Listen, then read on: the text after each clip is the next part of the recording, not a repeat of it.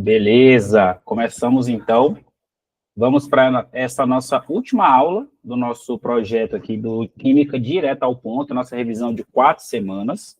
A gente está ao vivo aqui com o pessoal que entrou na mentoria, passamos por essas 8 aulas, então foram 4 semanas de revisão, cada semana a gente teve 2 aulas, e a gente foi abordando os principais tópicos voltados para o PAS 3, e a gente acaba também aproveitando para o vestibular da UNB, que no momento em que a gente está tendo esse encontro ao vivo, nós estamos na terça-feira, dia 25 de novembro, o vestibular acabou de acontecer e a prova foi no domingo, né?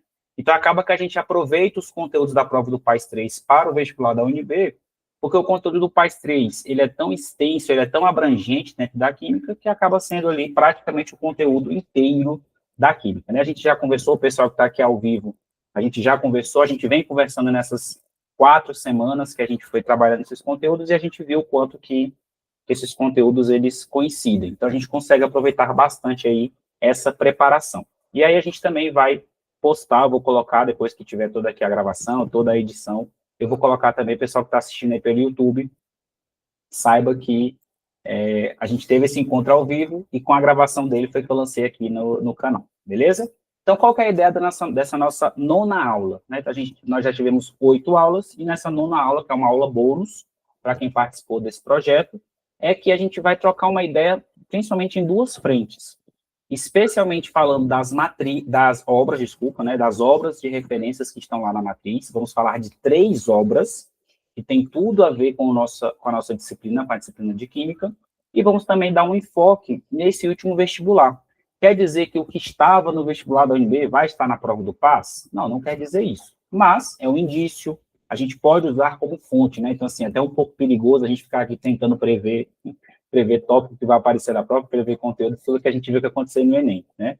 Mas já vou deixar claro aqui que não tenho relação nenhuma com nada da UNB, é simplesmente com base no que a gente já conhece, né? No que a gente vê, quais são os padrões que a UNB costuma adotar em relação ao PAS, como que tem essa relação do vestibular da UNB com a prova do PAS, e, como eu sempre venho batendo na tecla desde o começo do ano, seja no Instagram, seja no YouTube, seja aqui com os alunos, sempre batendo na tecla de que estamos em um ano de novidades.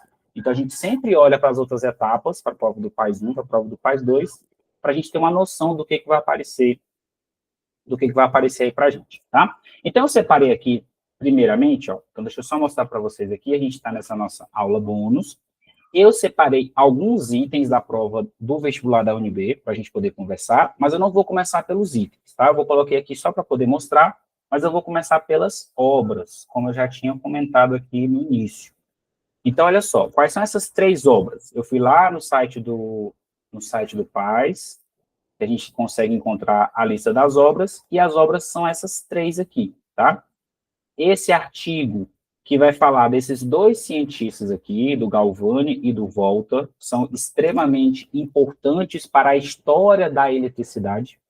Então, a UNB, ela é um tipo de prova que gosta dessa parte do histórico, o PAS 3 não exatamente, tá? Não é assim a principal cobrança do PAS 3. Mas, como tem aqui esses artigos, e desses 3, 2 tratam de histórico, esse que trata do histórico da eletricidade e o outro que eu vou mostrar que trata do histórico da radioatividade. Então, por mais que seja tradicionalmente uma prova que não traga tanto a questão do histórico nos itens, mas ela traz sim essa contextualização histórica nos textos, costuma cobrar itens voltados para a história das ciências no vestibular, como foi exatamente o caso dessa última prova que aconteceu no domingo. A gente teve sim uma contextualização histórica, tá? Então, como tem esses 2 artigos, vai que essa é a primeira vez, né? Vai que começa-se a inaugurar uma tradição, já que quando a gente pega a matriz anterior, que estava vigente até o ano passado, uma das obras que tinha lá era a obra do professor Ricardo Zozetto, que cobrava exatamente essa questão das pilhas de lítio, né, das baterias de lítio, para ser mais exato. Então, uma vez que essa obra entrou na matriz, todo ano essa obra era citada na prova. Então, a gente espera que esse padrão ele se repita com uma ou mais dessas 3 obras. Quando a gente está falando do conteúdo de química, o esperado é que uma ou mais dessas 3 obras apareçam, seja na forma de item, seja na forma de contextualização, e uma vez que ela apareça, a tendência é que ela continue aparecendo prova após prova. A gente só vai ter certeza disso lá no futuro, né? Quando no próximo domingo, agora dia 30, a gente tiver a prova, vamos ver o que apareceu. Na prova do ano que vem, 2026, aí a gente vai ter uma noção desse padrão, mas o que a gente espera é isso, tá? Então, quando eu vou trazer essas contextualizações das obras, a ideia aqui não é a gente prever, né, tentar prever algum item que possa aparecer, porque os itens é o que a gente já vem trabalhando, não tem grandes variações, é o que a gente está percebendo com as etapas anteriores. Então, o PAIS 1, que já teve 2 provas de matriz nova, 23 e 24, não tiveram grandes novidades nos itens, nas formas como são cobradas. O PAIS 2, no ano passado, 2024, também não tiveram grandes novidades. Então, o que a gente pode tentar aqui fazer essa associação é como que esse texto vai aparecer com motivação. E aí a gente vai usar exatamente os itens do vestibular para a gente poder fazer essa costura, tentar trazer o que é mais importante, o que é mais interessante dessa última prova que a UNB aplicou, que foi no último domingo, para a nossa prova aqui, tá? Então, olha só, esse artigo, ele vai trazer muito essa questão histórica, e aí uma coisa que eu vou destacar bastante com vocês nesse artigo aqui especificamente é o seguinte: o conceito de eletricidade, as grandes descobertas da eletricidade, que é o que esse artigo aqui vai explorar. Frise-se, é muito importante você levar isso para a prova. Esses conceitos, essas aplicações práticas, a invenção da pilha, a descoberta de todo esse fenômeno elétrico, ele é anterior, guarde isso, ele é anterior à teoria. Então, antes de se descobrir o porquê que esses fenômenos acontecem, qual é a partícula que é responsável por esses fenômenos, hoje a gente sabe que é o elétron, mas neste momento aqui, Galvani, Volta, ainda não se sabia, ainda não se tinha conhecimento. A gente não tinha sequer o modelo de Dalton postulado ainda. Então, se você for passando aqui pelo artigo, você vai perceber que a gente está falando de épocas como 1700, início do século XVIII. Galvani aqui, Volta, o próprio Benjamin Franklin, né, que também tem uma contribuição relevante para a eletricidade. Então, a gente tinha sequer o modelo de Dalton ainda. Imagine o modelo de Thomson, que é o principal responsável por explicar esses fenômenos elétricos, tá? Então, prova do PAIS 3 é uma prova cumulativa, ela usa conhecimento de outras provas. Modelos atômicos é lá da primeira etapa, mas nada impede que ele faça essa associação, tá? Então, em relação especificamente a esse artigo, eu vou trazer vou destacar isso com você para que você leve para a sua prova, tá? Qualquer fenômeno relacionado a este artigo, desses 2 cientistas, Galvani e Volta, eles são anteriores até mesmo ao modelo que hoje a gente sabe que explica os fenômenos elétricos, que é o modelo de Thomson, mas nessa época ainda não se tinha esse conhecimento, tá? O outro artigo, a outra obra que aparece, que pode ter relação com a nossa disciplina, aliás, que tem relação com a nossa disciplina, é este que novamente traz um contexto histórico, só que neste caso agora relativo à radioatividade. Quem já está me acompanhando aí desde sempre, os vídeos desse ano, eu estou batendo nessa tecla e é a grande aposta, porque é a grande novidade da prova do PAIS 3. Até a matriz do ano passado, até 2024, radioatividade não fazia parte da matriz do PAIS 3. Então, o que a gente espera é que tenha não vou falar predominância, porque a ideia, a previsibilidade é que seja mais ou menos equilibrado, né? Mas vai sim ter, com certeza, 1 ou 2 itens de radioatividade na prova. E, novamente, ele traz essa contextualização histórica, especialmente, claro, ao grande expoente, ao grande nome que a gente tem da radioatividade, que é a Marie Curie, tá? Esse artigo ele é mais extenso, ele tem mais páginas, aqui você vai observar que ele tem 24 páginas, mas é sempre trazendo essa contextualização histórica, né? Inclusive, o título dele é esse, né? Como a descoberta da radiação mudou o futuro da humanidade. E aí a gente tem uma outra coisa que é importante destacar das provas da UNB, a grande contextualização com os fatos cotidianos. Então, esse ano a gente teve recheado, repleto de incidentes radioativos, né? De incidentes atômicos aí com essas grandes guerras que a gente está tendo. Foi coisa também que eu fui destacando no canal com o passar do ano, né, no decorrer desse ano agora de 2025. Se você pegar a prova do vestibular da UNB, eu vou comentar sobre isso daqui a pouquinho também, a gente observa aqui um assunto recentíssimo, que foi a contaminação das bebidas alcoólicas com metanol, já estava na prova do vestibular da UNB. Então, assim, super, super recente mesmo, é coisa de 2 meses atrás. Então, o que a gente pode esperar é que sim, terá itens de radioatividade, terá contextualização, muito provavelmente, né, contextualização com as guerras, especialmente aí a guerra do Irã, a guerra de Israel com a Palestina, que o Irã se envolveu, né, e a guerra da Ucrânia e da Rússia, que já tem mais tempo, mas que também está aí sempre no noticiário, tá? O terceiro artigo, aí esse sim, a gente pode sair um pouco mais da história, né, esse artigo aqui que e também ele é mais curtinho, né, é esse artigo aqui, ó, é o elétricos movidos a etanol. Tudo isso você encontra lá no site das obras, eu destaquei esses 3 porque são que tem a ver com o química, tá? Então, esse aqui já são um pouco mais da parte histórica, já é um pouco mais da parte técnica mesmo, explicando o funcionamento, tem uma grande interface com a física, né, o funcionamento de um motor e tudo mais. E dentro desse artigo, eu vou destacar um ponto aqui, que estava até na página que estava aberta, né, que é essa daqui, ó, lá na página 4, ele vai explicar aqui o que são os carros elétricos, qual que é as diferenças que eles têm em relação aos carros a combustão. Por que é muito importante esse artigo para a gente também? Por conta da parte do etanol. O etanol é um biocombustível. A gente já trabalhou essa parte dos biocombustíveis, foi até na última aula, foi na aula de número 8, né, que a gente tratou aqui dos biocombustíveis, e também não deixa de ser uma novidade na prova do PAS. Professor, mas eu já fiz itens anteriores do PAS e eu já vi recheado de conteúdos de biocombustíveis, de fato. Então, a gente já sabe mais ou menos como que pode ser cobrado. Mas é uma novidade porque na matriz ele veio separado. Então, nessa matriz nova, biocombustíveis está dentro daquele tópico de novos materiais. Era um tópico que antes ficava acoplado com a química orgânica, que é a parte de polímeros e biocombustíveis, e agora nessa matriz nova eles optaram por trazer de forma separada.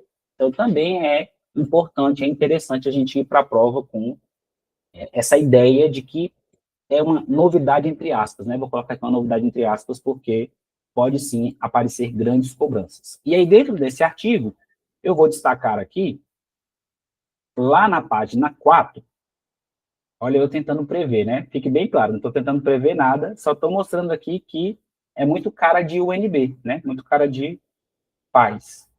Que é esse trecho aqui, ó. Ele fala assim: o problema é que produzir hidrogênio demanda muita energia. Ele é tradicionalmente obtido em um processo de eletrólise. Então, olha só, é um conteúdo que está dentro da matriz do PAS 3.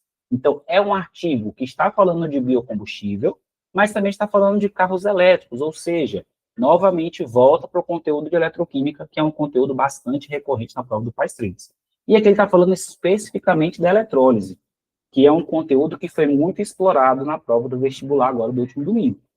Só que aqui, o que eu vou destacar com você? É o erro conceitual. A UNB, os professores da UNB são professores muito chatos com relação à linguagem química, ao rigor, à tecnicidade da linguagem. Então, quando você pega aqui um artigo que é da própria lista de obras do PAS, e você pega um artigo com um erro conceitual, é um prato cheio para aparecer como cobrança na prova. Arriscaria dizer até mesmo um item do tipo D. Não vou colocar a mão no fogo, porque não é comum, não é tradicional aparecer item do tipo D de dado na prova do PAS 3, sendo de química, tá? Então, por isso que eu não vou colocar a mão no fogo, mas é aquela história. Vai que esse ano é o primeiro ano, né? Mas pode sim aparecer, sei lá, um item do tipo A, ou até mesmo um item do tipo C, né? Cobrando, explorando aqui esse erro conceitual. Porque, olha só, ele fala assim, o hidrogênio, que é o cerne, né, desse artigo aqui, que é como vai ser movimentado lá a célula de combustível, ele é tradicionalmente obtido em um processo de eletrólise. A separação, aí olha só, ele começa a se embananar, ele traz uma série dói até no ouvido aqui do professor de química. A separação da molécula do hidrogênio H2 do oxigênio O da água, né? Então, pelo amor de Deus, assim, isso é uma coisa que a gente ensina assim no primórdio do primórdio, né? Uma coisa é a molécula H2O. Esta molécula é formada pela ligação química entre os átomos. Um átomo de oxigênio ligado com 2 átomos de hidrogênio. Quando a gente tem um processo de eletrólise, a gente está falando de uma reação química. Uma reação química, diga-se de passagem, não espontânea. Foi uma das coisas que a prova da UNB cobrou aqui, e a gente vai explorar daqui a pouquinho nos itens, né? Então, a gente está falando de uma reação química, é uma reação não espontânea. E sendo uma reação química, o que uma reação química faz? Ela transforma certos tipos de substâncias, que a gente chama de reagentes, em outros tipos de substâncias, que a gente chama de produtos. Então, é substância gerando substância. Não tem nada de gerar átomo sozinho. Que história é essa de gerar átomo de oxigênio, átomo de O da água? Então, cuidado, não é isso que a eletrólise faz. O que a eletrólise da água faz? Ela pega a molécula de água, H2O, e gera duas novas substâncias. O gás hidrogênio, H2, que de fato aqui o artigo colocou, só que ele também gera gás oxigênio. Ele também gera gás O2. Então, você sai de uma substância composta, que é a água, e forma duas substâncias simples, que é o gás H2 e o gás O2, tá? Inclusive, voltando ao aspecto histórico, voltando à questão de história, essa é uma das reações que derrubou por terra a teoria dos quatro elementos. Quando Lavoisier fez a decomposição da água, fez a eletrólise da água em gás hidrogênio e gás oxigênio, ele começou a questionar a teoria dos quatro elementos. Como é que a água é um elemento formador de tudo se ela é formada por dois outros gases, o gás H2 e o gás O2, né, que ele chamou de ar vital, né, o O2. Então, essa reação ela tem importância histórica muito grande, que já foi abordada, sim, no vestibular da UNB, de anos atrás. Então, eu vou destacar esse ponto aqui por conta disso, tá? Então, claro, tem toda a importância do artigo, vai ter os aspectos eletroquímicos, a parte do biocombustível, que a gente já tratou aí na nossa aula de número 8, mas me chamou muita atenção esse parágrafo, tá? Esse parágrafo com esse erro conceitual grotesco, né? Não posso deixar de fazer essa ressalva aqui nesse erro conceitual, e aí é um prato cheio para que o examinador explore, né? É um artigo, não é um artigo científico em si, né? Então a gente não pode cobrar também esse rigor tão grande, parece que é mais um artigo de revista, né? É uma revista, né? É uma revista de pesquisa. Perigoso isso aqui. Mais problemático ainda, porque é da FAPESP, né? Então, mais problemático ainda por ter esse erro conceitual. Mas quem escreveu foi um engenheiro, né? Engenharia automotiva, então a gente até releva um pouco, mas não vou passar pano, não. E pode ser que o examinador não o faça, tá? Então, esses são os meus comentários gerais, para a gente poder trazer, levar para a prova essas minúcias, né, dessas obras, tá bom? Tranquilo até aqui? Tranquilo. Show de bola. Então, vamos aqui para os itens, para a gente também não... para a gente conseguir também aproveitar um pouco dessa conversa aqui, para a gente poder já corrigir aqui, né, em primeira mão, esses itens do vestibular. E aqui eu já trago, primeiramente, um item do tipo D, né? Como eu falei, na prova do PAS 3 não é tão comum de aparecer, tá? Item do tipo D, sendo de química. Então, esse aqui é o vestibular da UNB, tem vários itens do tipo D, um deles foi de química. Como aqui é um print que eu recebi, de um documento que eu recebi, vê esse negócio escrito aqui, né, da pessoa que disponibilizou a prova. Tá? Não tem nada a ver com a nossa resolução, tá? Então, ele cobrou aqui um item do tipo D, que é aquele que a gente tem que escrever, é uma questão, perguntando as diferenças entre as radiações, radiação alfa, radiação beta e radiação gama. Nada de novidade. São coisas que a gente vem exploramos na nossa primeira aula aqui do Química Direto ao Ponto. Está recheado de conteúdos gratuitos no canal do YouTube, então, sempre batendo nessa tecla, nas diferenças das radiações, né? Quem adquiriu o mapa estratégico, a gente tem as aulas de radioatividade, foram explorados essas características das radiações em relação a poder de penetração e capacidade de ionização. Eu estou sempre chamando atenção para isso. A prova do PAS 2, que era onde estava, né, a radioatividade até o ano passado, ela sempre cobrava o poder de penetração. Tá? O poder de ionização não era tão comum de ser cobrado, não, mas o poder de penetração é importante. Então, o que eu vou destacar para a nossa prova de domingo agora, dia 30? Poder de penetração das partículas, tá? Qual que é a ordem do poder de penetração? O que tem menor poder de penetração é a partícula alfa. É uma partícula grande, é uma partícula pesada, né? Das três que a gente tem, das três radiações, né? Porque gama não é partícula. Das três emissões que a gente tem, é a maior, é a mais pesada. Então, ela é que tem o menor poder de penetração. A nossa própria pele, a nossa própria roupa, já é suficiente para barrar uma partícula alfa.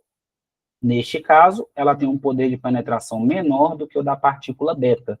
A partícula beta já é uma partícula mais leve, ela é um elétron, então ela praticamente não tem massa, é uma partícula mais veloz, enquanto a partícula alfa tem aproximadamente 20% da velocidade da luz. Nossa, professor, mas isso é uma velocidade muito grande. Sim, não deixa de ser uma velocidade grande, né? Mas quando você compara com as outras, com a partícula beta com a radiação gama, é uma velocidade bem pequena, né? Já beta é algo em torno de 90% da velocidade da luz. Então, beta é uma partícula mais leve, é uma partícula mais rápida, então ela tem um poder de penetração maior. E de todas, a que tem maior poder de penetração é a radiação gama. Ela é uma onda eletromagnética. Sendo uma onda eletromagnética, todas as ondas eletromagnéticas têm a mesma velocidade, que é a velocidade da luz, que também é uma onda eletromagnética. Então, gama é a partícula mais... Opa, partícula não, né? É a emissão mais veloz, ela é uma onda eletromagnética, ela é 100% da velocidade da luz, consequentemente, ela é a que tem o maior poder de penetração, tá? Agora, em relação à capacidade de ionização, e cuidado para você não confundir, é o contrário, tá? A ordem é ao contrário. Capacidade de ionização de gama é a menor de todas, já que ele não tem carga, aí beta continua ficando no meio, e alfa é a que tem maior capacidade de ionização, poder ionizante, né? Pode aparecer aí dessas três formas. Aí, neste caso, alfa é a que tem o maior poder de ionização. É a partícula que tem a maior carga, né? Estamos falando do núcleo de átomo de hélio, entendeu? O hélio 2+. Então, se ele tem a maior carga, esse átomo de hélio, esse núcleo, está ávido por elétrons, né? Por 2 elétrons para poder completar ali a sua estabilidade. Então, é a partícula mais lenta, então ela é a que vai ter maior tempo de contato com a espécie que pode ser ionizada. Então, a alfa é que tem maior poder de ionização. Então, quem fosse responder esse item do tipo D, teria que trazer essas informações principais. Professor, é provável que apareça um item do tipo D de radioatividade no PAIS 3? Eu acredito que não. Primeiro porque não é comum, como eu já falei, e já apareceu na prova de domingo, então não vai reaparecer da mesma forma, né? Então, acho pouco provável, mas a gente está usando isso aqui para poder usar para os nossos estudos. Super comum de aparecer item do tipo A, por exemplo, cobrando poder de penetração. Como eu já falei, o de ionização não é tão comum de aparecer, tá? Então, sobre radioatividade, eu vou destacar esse item especificamente. Tranquilo, sim ou não? Sim. Show. Outra coisa que apareceu bastante na prova, não apareceu nada de novidade. Então, quem acompanha o canal, quem viu aí as resoluções das provas anteriores do PAIS 3, conseguiria tranquilamente responder esses 2, 4, 6 itens que foram cobrados no vestibular da UNB. Quem participou aqui também do nosso Química Direto ao Ponto, não teve nenhuma dificuldade de responder esses 6 itens. Foram coisas que a gente martelou que só aqui na nossa preparação, tá? Eu vou destacar que tem uma diferença, eu não posso deixar de falar. Existe sim uma diferença. A prova do PAIS 3 gosta de cobrar mais pilha, tá? Não é tão comum assim aparecer eletrólise como costuma aparecer mais no vestibular, mas aparece, né? Então, a gente tem que sim ficar preparado para caso apareça na nossa prova. Então, vamos comentar rapidamente esses quatro itens, porque eles vão ajudar bastante a gente aí Pode ajudar a gente bastante na nossa prova do PAIS 3. E aí, por fim, a gente tem mais um conjuntinho de itens ali que eu quero mostrar para vocês. Então, vamos focar aqui na eletrólise. Então, ele vai falar assim, ó, Ao longo da história das migrações, tanto no mundo natural quanto no âmbito humano, os deslocamentos sempre estiveram associados a buscas por condições mais favoráveis de sobrevivência, desenvolvimento e transformação.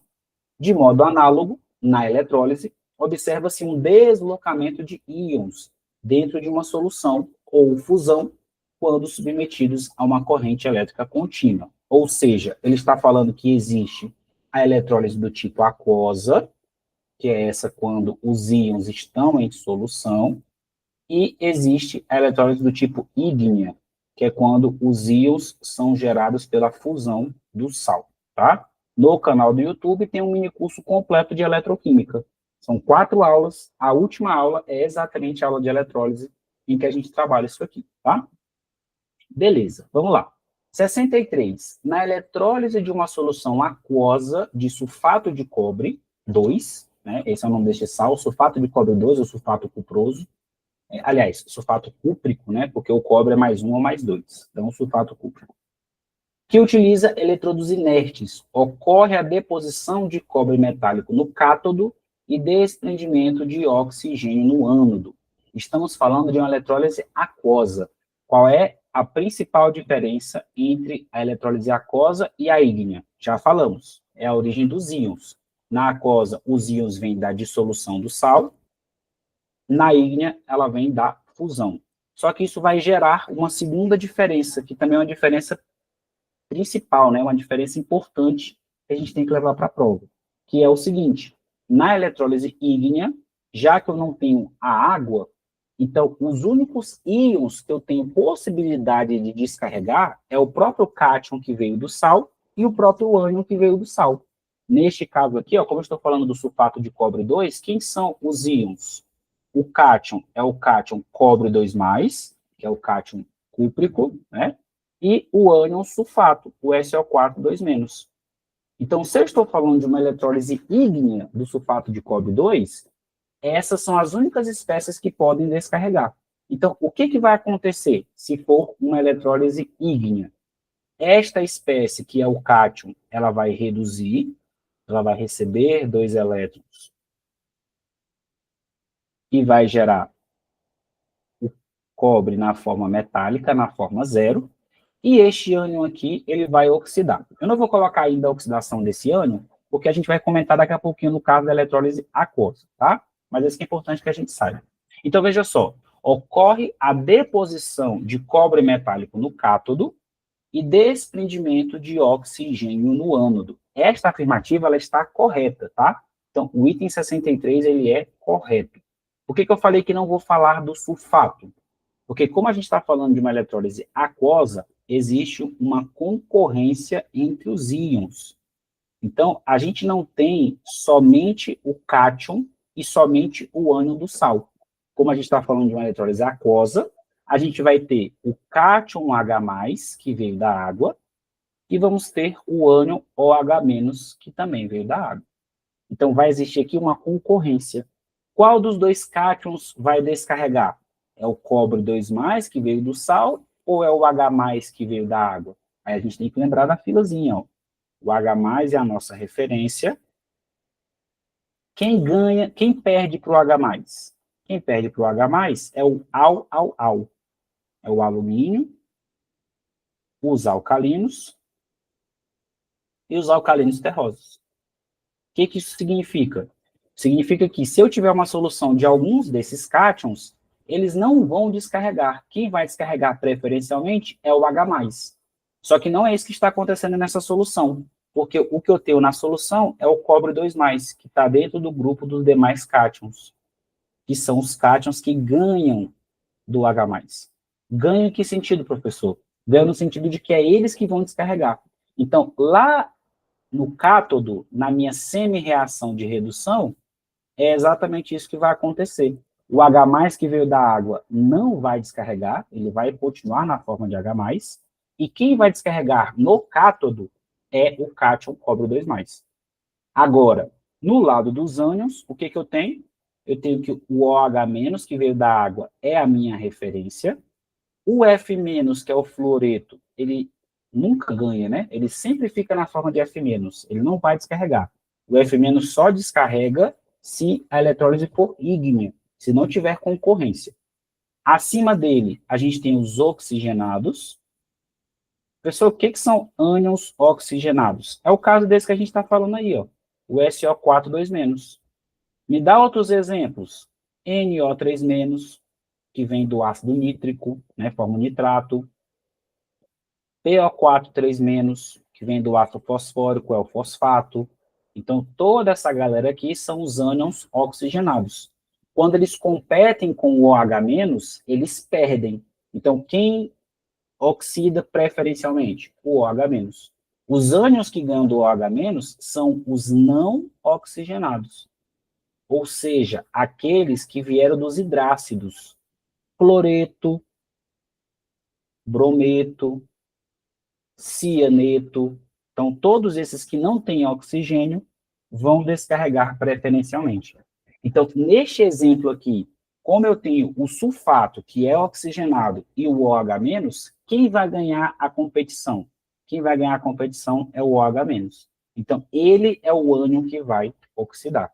Então, por isso que o item 63 ele está correto. Por quê? Vai ser formado cobre metálico, e de fato esse cobre metálico é gerado no cátodo, porque o cátodo é o polo onde ocorre a redução. Estou sempre batendo nessa tecla aqui. Não importa se é pilha, não importa se é eletrólise, o cátodo sempre é o polo onde ocorre a redução. Então, de fato, isso é o que vai acontecer. E no ânodo, que é onde vai acontecer a oxidação do OH-, será gerado gás oxigênio. Então, o item 63 ele está correto. Esse item 64, ele é mais interessante para a gente que vai fazer o PAS 3. Posso apagar aqui? Pode, já anotei já. Tá, vou apagar aqui. Então, esse 64, ele é maravilhoso para a gente vai fazer a prova do PAS 3. É uma coisa que cai direto, especialmente quando a gente está falando de eletrólise. Então, das poucas coisas que caiu de eletrólise nos últimos anos, essa é a principal. É essa diferença entre qual processo é espontâneo e qual processo é não espontâneo. O processo espontâneo é o processo de pilha, é aquele que gera energia elétrica. O processo não espontâneo é o processo de eletrólise, que é o processo que consome energia elétrica. Então, veja só, ele falou assim, ó, a eletrólise é um processo químico espontâneo. Opa, isso aqui já vai tornar o item errado. Eletrólise não é um processo espontâneo. Eletrólise é um processo não espontâneo. E aí, Professor, diga. o ΔG, quando é espontâneo, ele é menor que zero, né? Contrário. É exatamente o que eu ia falar agora. É o contrário. O ΔG é maior do que zero.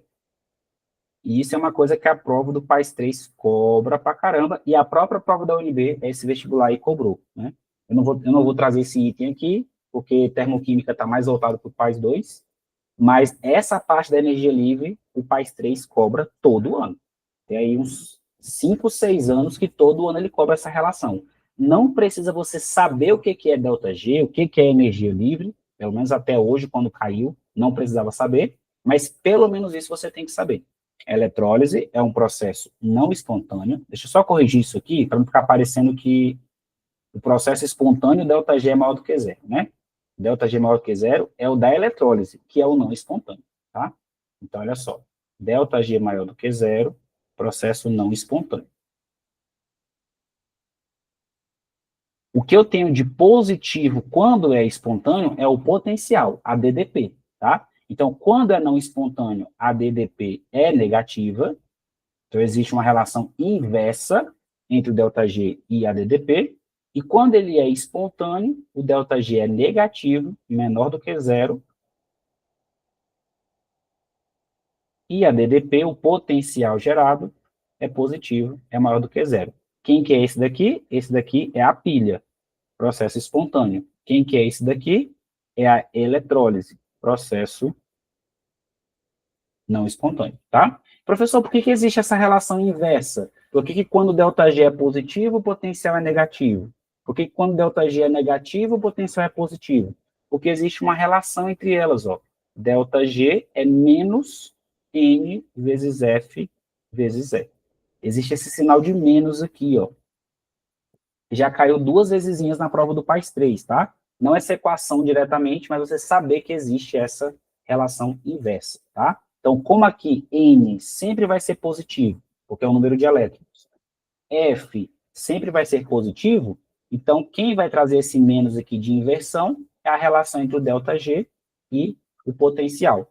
Quando o potencial for positivo, já que aqui tem um menos na frente, então ΔG negativo. E vice-versa, tá? Então, a eletrólise é um processo químico espontâneo? Não. É um processo não espontâneo, e ele continua errado, né? Que acontece pela tendência natural das espécies químicas a reagirem. Não, não é a tendência natural.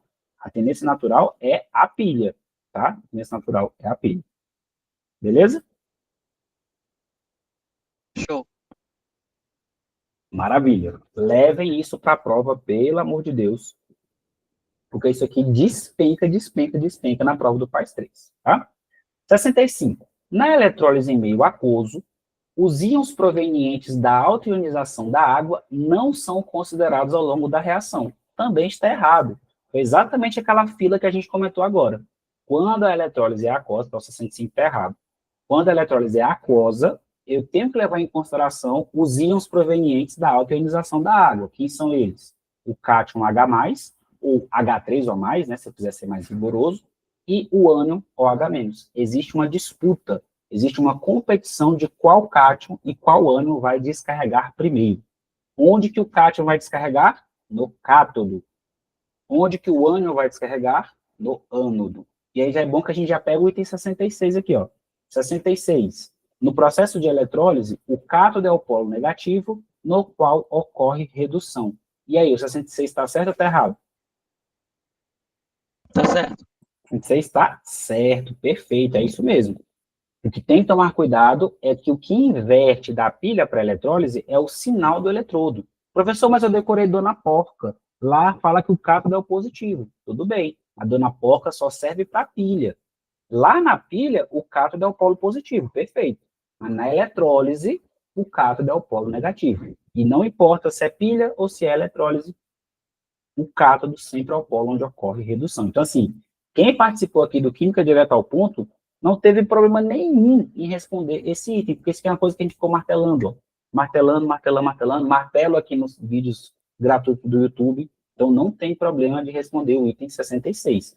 O cátodo é o polo negativo na eletrólise e é onde ocorre a redução, que é exatamente esse processo que a gente destacou aqui, ó. Nesse caso, é o cobre 2+, virando cobre 0. 67. A eletrólise é aplicada industrialmente na obtenção de alumínio metálico a partir da eletrólise ígnea da alumina, que é o Al2O3. Perfeito, é isso mesmo, tá? Eu só consigo obter alumínio se a eletrólise for ígnea. Também já martelamos isso em algum vídeo gratuito aqui do canal. Se a eletrólise for aquosa, eu não consigo obter alumínio puro, porque lá naquela fila que a gente mostrou agora há pouco, o alumínio sempre perde para o H+. Então, se a eletrólise for aquosa, o alumínio 3+, nunca vai reduzir. Sempre quem vai reduzir vai ser o H+, porque ele sempre perde o Al3+. Então, para obter alumínio a partir de um sal, nesse caso não é um sal, nesse caso é um óxido, né? Para obter alumínio a partir de uma eletrólise, tem que ser eletrólise ígnea, tá? Então, nesse caso, o item 67 ele está correto. E a 68 também, a gente está cansado de falar desta eletrólise. Essa eletrólise é a mais comum, é a mais importante, é a que mais cai. Prova de Enem, prova de PAS, prova de vestibular da UNB, prova de qualquer outro vestibular, a que mais cai é a eletrólise aquosa do NaCl. E esse item 68 ele está correto. É exatamente isso que acontece. Ocorre a formação de Cl2 no ânodo. O Cl- é um não oxigenado. Então, ele ganha do OH- naquela competição. Então, quem é que vai descarregar no ânodo? Deixa eu apagar aqui de novo, ó. Quem é que vai descarregar no ânodo, no caso do NaCl? Então, perceba que o item 68 está falando de outra eletrólise. Não é a eletrólise que estava ali no item 63. No 63, estava falando do sulfato de cobre 2. Aqui no 68, ele está falando do NaCl. Então, lá na eletrólise aquosa do NaCl, o sódio perde, porque ele faz parte do alcalino. Então, lá na do sódio, quem vai reduzir não é o sódio, é o H+. Então, eu vou ter 2H+, mais 2 elétrons, gerando H2. Então, o H2 gasoso é formado no cátodo. Quem oxida? Quem oxida é o Cl-. Então, ele vai lá para o ânodo, 2Cl-, vai gerar Cl2 gasoso e 2 elétrons. Até a quantidade de elétrons é igual, né? Então, isso aqui vai acontecer no cátodo, sempre ocorre a redução, só que na eletrólise ele é o polo negativo. Isso aqui vai acontecer no ânodo, sempre é o polo onde ocorre a oxidação, só que esse aqui é o polo positivo. Então, 68 está correto. Na eletrólise aquosa de uma solução de NaCl, ocorre a formação de Cl2 no ânodo. Alguma dúvida, alguma pergunta? Não, tranquilo. Maravilha. E aí, para a gente poder encerrar, eu trouxe esse... Vixe, mentira. Tinha esse monte de item aqui. Eu vou pular essa parte aqui do equilíbrio, porque eu quero mostrar isso aqui, ó. Quero mostrar essas duas coisinhas aqui, ó. Primeiro Nessa é um... equilíbrio, só tinha volta dois lá. itens que tinha ficado. Rapidinho, é só Pode falar, para pode falar. conferir eu vou falar aqui as que eu marquei, menos das duas últimas que eu fiquei em dúvida. Aí, 69 eu marquei C. 69C. A expansão do volume de uma mistura gasosa em equilíbrio resulta no deslocamento do sentido com menor número de moléculas. Se eu estou expandindo, eu estou aumentando o volume, então eu estou privilegiando aquele lado que tem maior número de moléculas. Tá? Então, nesse caso, o 69 está errado. Porque, olha só, quando eu... Vou pegar o exemplo mais clássico que a gente tem, que é o da amônia, né? Então, eu tenho 1 mol de N2, mais 3 mol de H2, em equilíbrio com 2 mol de NH3. Então, se eu aumento o volume, eu vou privilegiar o lado que tem maior número de moléculas. Então, nesse caso aqui, eu deslocaria para a esquerda. Que é, no caso, se eu diminuir a pressão, né? Quando eu aumento o volume, eu diminuo a pressão. Ah, sim, é porque eu confundi. Quando você aumentar a pressão, aí desloca para o sentido que tem uma menor quantidade de mol, né? Exato. Porque ao aumentar a pressão, eu diminuo o volume. Sim, sim. Ao Aí, aumentar a pressão, eu diminuo o volume. Aí eu desloco para o lado de menor número de moléculas, tá, que nesse caso é a direita. sim, sim. Beleza? Aí a 70C, que é o que 70 está define. certa. Em equilíbrio químico, as reações acontecem com a mesma velocidade. Perfeito. Essa é a definição de equilíbrio. 71 é 71 é errado. Perfeito. Quando quando eles são iguais, né? a Que é, razão é igual a 1. Exato. Aqui ele tentou fazer um peguinha, né? Mas é sim. quando QC for igual a KC, é que ela está em equilíbrio. Então está errado, porque ele falou que é quando é maior que 1. 72C, O aumento da concentração provoca o deslocamento desse sistema no sentido de consumir tal excesso. Perfeito. Quando eu aumento um participante, eu desloco no sentido de consumir. Quando eu tiro um participante, eu desloco no sentido de produzir. 73C, 73, errado, né? endotérmica, quando Endotérmico, aumenta a temperatura, a formação dos produtos é na errado. formação dos produtos, tá? Esse Porque se eu negócio. tiver lá A mais Formação dos B produtos, gerando C mais D. Aí se eu falar que a direta é endo, consequentemente a inversa vai ser exo, quando eu aumentar a temperatura, eu vou deslocar no sentido dos produtos, tá? Aí, se eu puder revisar 73. rapidinho a 74 e 75, que eu não me lembro muito bem como é que... Essa daqui a gente vai matar as duas de uma vez só, tá? Olha só, qual que é a chave para isso aqui? O único fator que altera o valor da constante é a temperatura. Então, quando ele fala que a constante de equilíbrio depende da alteração nas pressões parciais, é errado. Eu posso alterar as pressões parciais. Se eu não mudar a temperatura... Se eu alterar as pressões parciais, eu vou deslocar o equilíbrio? Vou deslocar o equilíbrio. Se tiver aqueles pré-requisitos, né? Tem que ter gás no sistema e o ΔN tem que ser diferente de zero. Se eu tiver essas condições, mexer na pressão parcial vai deslocar o equilíbrio? Vai. Mas não vai alterar o valor da constante. Seja Kc, seja Kp. Tá? Tá. E a mesma coisa que... Ah, não, mentira, a 75 está certa, porque ele fala que não depende, né? O valor da constante de equilíbrio de uma reação não depende das concentrações iniciais dos reagentes, certo? Depende exclusivamente da temperatura. Beleza. Beleza? Show. É bom porque a gente revisou, porque para a gente também equilíbrio aparece, né? E o que eu quero destacar nessas aqui? Uma que é um item, que é o item 81, é um item de cinética química. Cinética química aparece muito pouco na prova do PAS 3. Vocês que adquiriram aí o mapa estratégico, viu que só tiveram 4 itens de 2016 até o ano passado. Então, realmente, é um conteúdo pouco cobrado. Mas esse item aqui ele é muito bacana para a gente poder relembrar, ó. Tanto nas transformações endotérmicas quanto nas exotérmicas, é necessário o fornecimento de uma quantidade mínima inicial de energia, que ele chamou de energia de ativação, aos reagentes, para que ocorra a reação química. Essa afirmativa ela está Certo. correta, exatamente. Não importa se é endotérmica, não importa se é exotérmica. Para começar, sempre para uma reação começar, ela precisa absorver energia para atingir o complexo ativado. Depois que ela atinge o complexo ativado, aí ela vai liberar energia. O que vai determinar se ela é endotérmica ou se ela é exotérmica? O tanto que ela libera. Se ela liberar mais do que ela absorveu para começar, aí ela vai ser uma reação exotérmica. Quem olha de fora só vai observar a liberação de energia. Agora, se ela liberar para terminar menos do que ela absorveu para começar, aí o saldo vai ser de absorção. Aí ela vai ser uma reação endotérmica. Tá? Então, não importa se ela é exo ou se ela é endo, ela vai absorver uma quantidade inicial para poder começar. Essa quantidade a gente chama de energia de ativação. Outra coisa que você vai levar para a prova, a energia de ativação é inversa à velocidade. Quanto maior a energia de ativação, menor é a velocidade.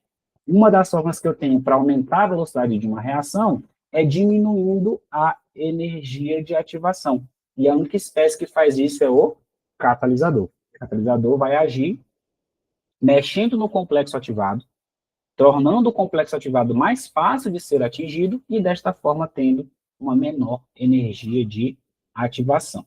Tá? E, já que caiu uma vezinha na prova do PAS 3, não custa nada a gente comentar, né? A energia de ativação ela tem relação com aquele K lá da lei de velocidade. K vezes a concentração dos reagentes. Quando esse K ele é muito grande, então, quanto maior for o valor da constantezinha, esse K é o Kzinho, tá? Não é o Kzão lá da constante de equilíbrio, é o Kzinho da constante de velocidade. Lei de Budberg-Wage ou lei de ação das massas. Quando esse Kzinho ele é um K grande, o que significa? Significa que esta reação ela tem uma velocidade maior, porque qualquer alteraçãozinha que eu faça na concentração dos reagentes já me leva uma grande variação na velocidade. Então, significa o seguinte, que a energia de ativação dela é mais baixa. Lembra que lá naquela prova de 2019? Você até me perguntou, né? Sim, sim.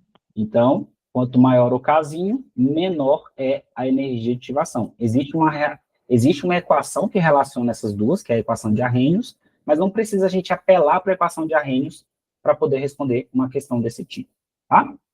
E essa parte aqui do metanol, eu não coloquei nenhum item, porque não tinha item relacionados com as provas do PAS 3, tá?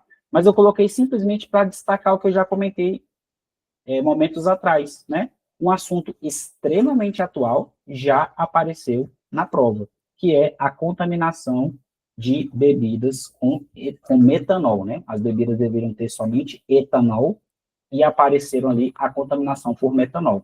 E também trouxe por outro motivo. Por mais que na prova do vestibular não tenha aparecido questões, itens, né? Que estão relacionados com a prova do PAS 3, tem uma relação sim com conteúdo de PAS 3, que é a reação de oxidação. Então, lembre que a reação de oxidação de álcoois é uma reação orgânica que pode aparecer na sua prova. E aqui ele até traz, ó, ele fala que um dos produtos da oxidação do metanol, cadê? Ele falou aqui em algum lugar. Aqui, o formaldeído e o ácido fórmico. Então, uma vez que o metanol é um álcool primário, quando oxida, gera aldeído. Nesse caso aí, ele está falando do formaldeído. Só que a oxidação não para no aldeído, ela continua e ela vai até ácido carboxílico, que é o que ele traz aí, ó. O metanol, quando oxida, gera formaldeído, que é a mesma coisa que o metanal, e gera ácido fórmico. que é a mesma coisa que o ácido metanóico. E aí, cuidado, como o produto da oxidação do metanol é o ácido metanóico, qual que é a diferença do metanol para os outros álcoois primários?